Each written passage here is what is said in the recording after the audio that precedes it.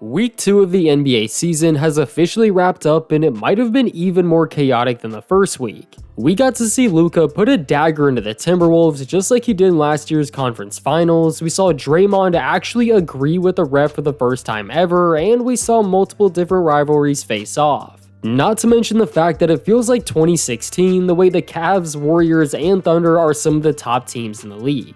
So let's talk about those teams first. The Cavaliers currently have the best record in the league at 7 wins and 0 losses. They might be the hottest team in the NBA right now, right next to the Thunder, and they don't look like they're slowing down at all. Donovan Mitchell has been incredible as the first option, while Darius Garland, Evan Mobley, and Jarrett Allen are all thriving in their roles. Even guys like Karis LeVert, Ty Jerome, and a few others are all playing really well. They do have a few tough games ahead of them though, so we'll see what this team looks like by the end of week 3. Over the last couple seasons, the Thunder seem to just get better and better. They're sitting at 6-0 right now with solid wins over the Clippers, Nuggets, and Hawks. Shea is still one of the best in the league, while 4 other players are averaging double figures, including Chet Holmgren, who is currently leading the entire league in blocks. With MVP and Defensive Player of the Year candidates, they should not only finish as one of the best teams in the West again, but do it in dominant fashion. Plus, they're still doing that while missing 2 very key players. The Warriors are one of the biggest surprises so far this season. They currently have a record of 5-1, even though Steph Curry has only played in 3 of those games. Buddy Hield is essentially having a breakout season at 32 years old and is currently second in 3-pointers made. Also, he's one of the most durable players in the entire league, so that helps him out a lot.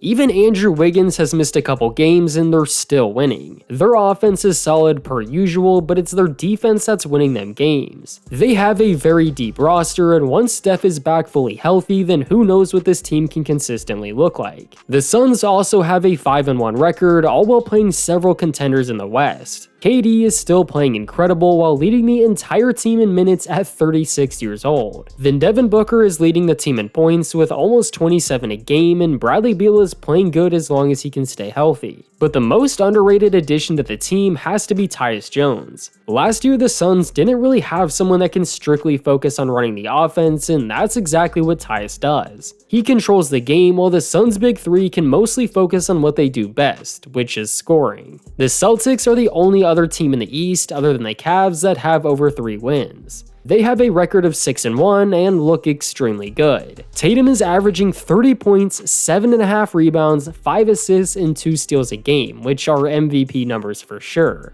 Then Jaylen Brown is averaging very similar numbers with just a few less points. Derek White is still doing Derek White things, Drew Holiday is in his dream role, and Peyton Pritchard is averaging the most points he's ever had. And like I said last week, this is all without their 7-foot sharpshooter. Also, it now appears that teams are looking into other ways to stop them. And speaking of the Hornets, they don't have the best record, but they are one of the most entertaining teams to watch. A healthy LaMelo Ball is averaging 30 points a game, while 5 others are averaging double figures. That includes Trey Mann, who has easily been one of the best bench players in the entire league so far. And once they get back Brandon Miller, who's only played in 2 games, they're gonna get a lot better. The Lakers are a team that started off really hot in week 1, but calmed down a bit come week 2. They've been going through a gauntlet of some of the best teams in the league, but finally have a few easy ones coming up. Their only losses come from the Suns and the Cavs, but it was made an even bigger deal because it was back-to-back. Also, the fact that they were barely able to close out their game against the Raptors, where LeBron had one of his worst performances in a very long time. Anthony Davis is still coming for MVP and Defensive Player of the Year, while Bronny James got his first points in Cleveland. And then there's D'Angelo Russell, who's catching strays from a team in a completely different sport. The Nuggets are 3-3, with 2 of those wins coming in overtime on back-to-back nights against the Nets and the Raptors. They're not a bad team by any means, but they aren't the same Nuggets that we're used to. I mean, Jokic is averaging a 30-point triple-double with a 500 record. Jamal Murray hasn't been playing his best basketball, and the depth is definitely an issue.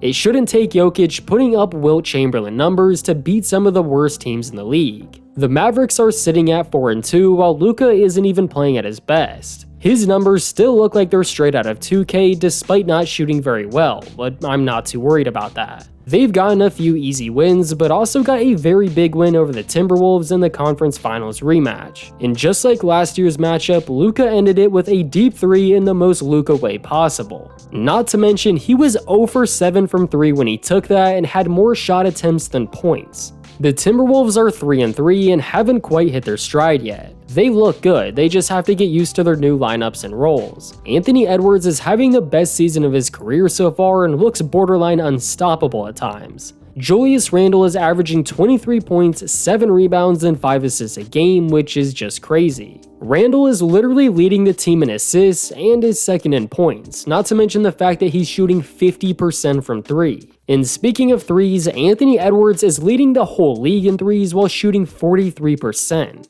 I mean, that game against the Nuggets where Rudy got dunked on just to knock down 2 clutch free throws and get the last couple of stops showed you exactly who they are. On the other side of the Julius Randle trade, we have the Knicks, who are just over 500. Just like the Timberwolves, they're still getting used to their new lineup. 6 players on the team are averaging double figures, and both Brunson and Towns are shooting lights out from 3. Cat even had his best game as a Knick against Miami where he scored 44 points, shooting 70% from the field. And again, just like the Timberwolves, the Knicks will be just fine. The Clippers have a record of 2-4, but if they can get Kawhi back sooner than later, then this team could get very dangerous. James Harden is literally 1 rebound away from averaging a triple-double, while Norman Powell and Zubac are both playing like all-stars. With Kawhi being out and Paul George going to the Sixers, Norman Powell said this is a chance for him to step up, and that's exactly what he's done for them. They don't have very much depth, but adding Kawhi back into the mix would help make up for some of that. The Atlanta Hawks look good and bad at the same time. They'll put up a fight against the Kings and even beat the Pelicans by 15. But then they had back-to-back losses against the Wizards, who are playing pretty well but shouldn't be on the same level. With multiple players coming in and out of the lineup, it's hard to get a rhythm, and despite Trae Young putting up ridiculous numbers, the team is still struggling. The Milwaukee Bucks are another team that's struggling, but their situation is completely different. Despite having Giannis and Damian Lillard, they have a record of 1-5. They've almost lost every key role player they've had over the last couple years and are struggling to find an identity as a team. It's been so bad that Giannis has literally been putting his own name in trade talks. The Pacers were able to give the Celtics their very first loss, even though they almost choked it, and Bennedict Mathurin has finally been unleashed.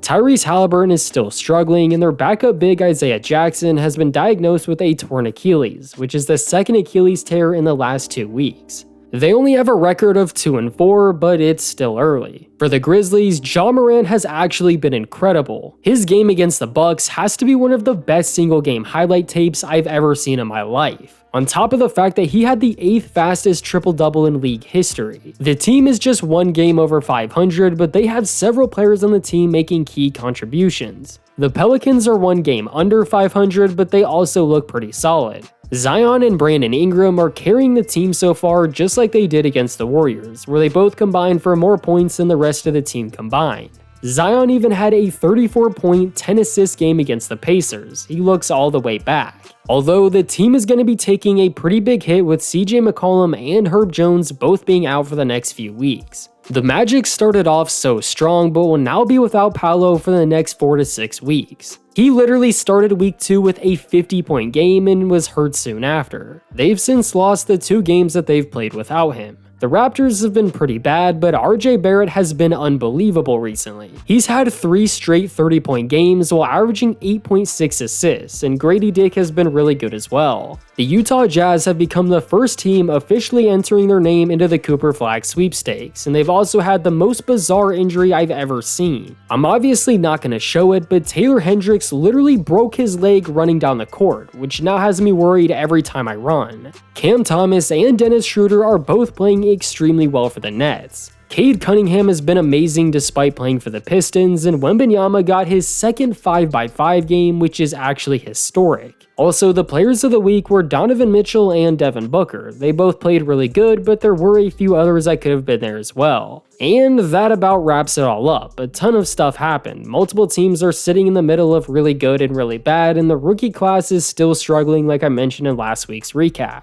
But let me know what you think about week 2, and please leave a like on the video to support the channel. Also subscribe if you're new for more basketball videos just like this one.